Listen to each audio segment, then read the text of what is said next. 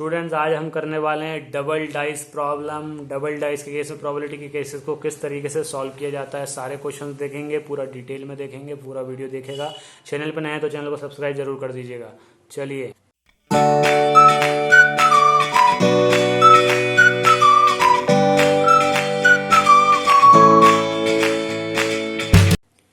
तो सबसे पहले हम लिख लेते हैं दो डाइस के केस में। सिंपल सा आपको एलेबरेशन बता रहा हूं किस तरीके से केसेस आएंगे, सबसे इंपॉर्टेंट यही है, तो ध्यान से देखिएगा बिल्कुल।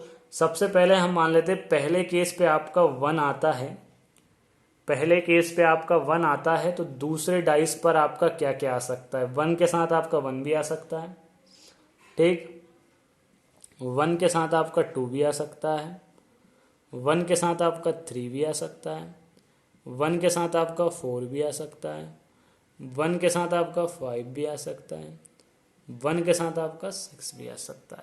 मतलब अगर पहले डाइस पे 1 आए तो दूसरे डाइस पर ये सारी चीज़ें आ सकती हैं, ठीक है। अगर पहले डाइस पे 2 आए तो उसके साथ 1 भी आ सकता है, उसके साथ 2 भी आ सकता है, उसके साथ 3 भी आ सकता है, उसके साथ 4 भी आ सकता है, उसके साथ 5 भी आ सकता है, उसके साथ 6 भी आ सकता है।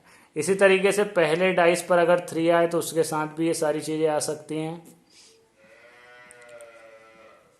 समझ रहे हैं ना आप लोग कितना आसान है। अगर आप इस चीज़ को एलेबरेशन से देख लेते हैं तो आप कितने आसानी से सारे केसेस समझ पाएंगे कि क्या क्या केसेस होते हैं। अब ये टू डाइस प्रॉब्लम ये हायर क्लासेस के लिए ध्यान रखिएगा।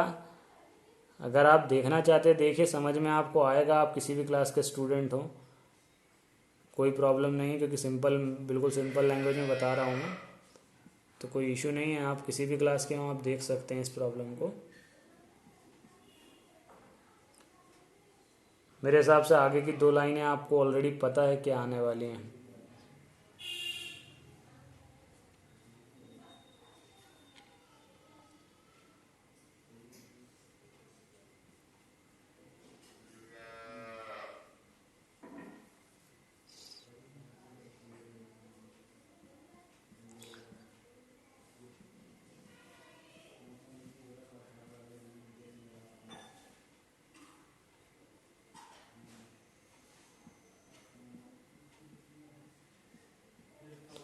तो आप लोगों ने देख लिया, 1 के साथ बाकी सेकंड डाइस पे 6 के 6 नंबर्स आ सकते हैं, 2 के साथ भी 6 के 6 नंबर आ सकते हैं, 3 के साथ भी 6 के 6 नंबर आ सकते हैं, 4 के साथ भी 6 के 6 नंबर आ सकते हैं, 5 के साथ भी 6 के 6 नंबर आ सकते हैं, 6 के साथ भी 6 के 6 नंबर। मतलब टोटल नंबर ऑफ केसेस आपके हो गए हैं 6 × 6 36 केसेस। तो टोटल मतलब डिनोमिनेटर में आपका 2 डाइस के केस में हमेशा क्या आएगा, 36 आएगा।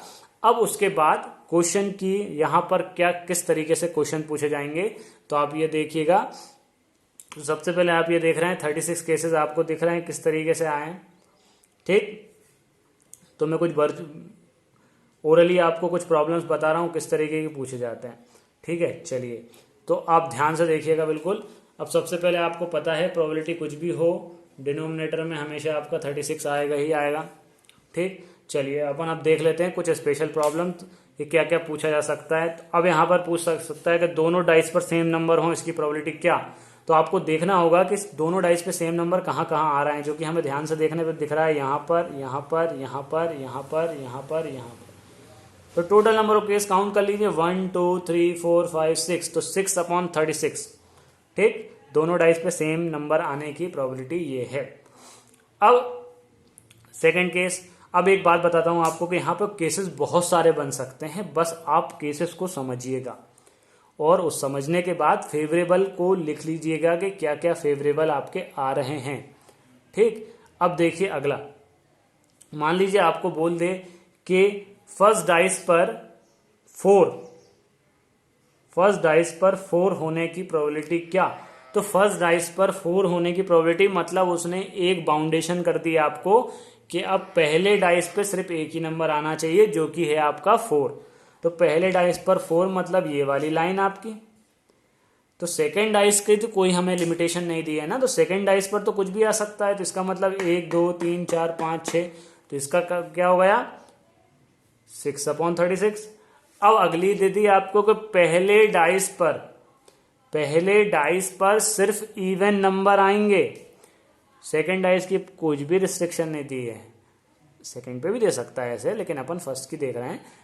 फर्स्ट डाइस पर इवन नंबर आना चाहिए, सेकंड डाइस की कोई रिस्ट्रिक्शन नहीं है। तो फर्स्ट डाइस पर इवन नंबर एक यहाँ लाइन में आ रहा है, एक इस लाइन में आ रहा है, एक इस लाइन में आ रहा है। 6 6 6 मतलब 18 हो गया हमारे पास। तो 18/36 इसका आंसर हो जाएगा।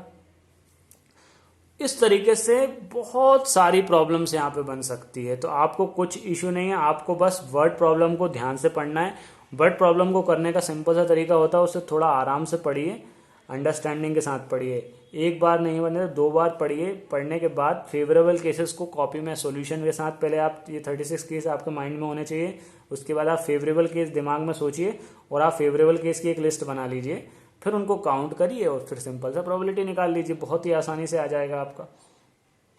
ठीक, कभी कभी बोल देगा कि डाइस पर जो नंबर होना चाहिए, दोनों ही डाइस की रिस्ट्रिक्शन दे देगा कि 5 या 5 से बड़ा होना चाहिए। दोनों ही डाइस पर, दोनों ही डाइस पर 5 या 5 से बड़ा नंबर होना चाहिए। तो देख लेते हैं भैया, 5 या 5 से बड़ा दोनों डाइस पर बोला है, ध्यान रखेंगे। तो दोनों डाइस पर, अब देखिए यहाँ 5 कहीं भी नहीं दिख रहा है, नहीं दिख रहा है। यहाँ एक पे है, दोनों पे नहीं है। यहाँ 5 5 5 यहाँ पे है, लेकिन एक पे है, दोनों पे नहीं है। एक पे है, दोनों पे नहीं है। एक पे है, दोनों पे नहीं है।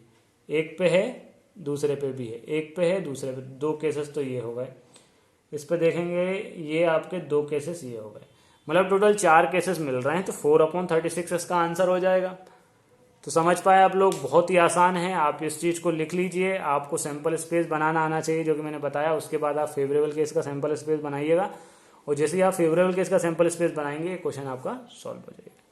अब अगला जो वीडियो आ रहा है वो बहुत इंपॉर्टेंट वीडियो है, क्योंकि वो वीडियो आने वाला है कार्ड्स के ऊपर। और कार्ड्स प्रॉब्लम में मैक्सिमम बच्चे प्रॉब्लम फेस करते हैं, लेकिन आज के बाद आप लोगों को कोई भी प्रॉब्लम नहीं होगी। ठीक है, तो कार्ड्स का जो वीडियो आ रहा है वो वीडियो ज़रूर देखिएगा। वीडियो को बाद देखने के बाद आप इस वीडियो को अपने फ्रेंड के साथ शेयर करिएगा, वीडियो को लाइक करिएगा। चैनल पर नए हैं तो चैनल को सब्सक्राइब जरूर कर लीजिएगा, और कोई भी प्रॉब्लम हो कमेंट ड्रॉप करिएगा। चलिए।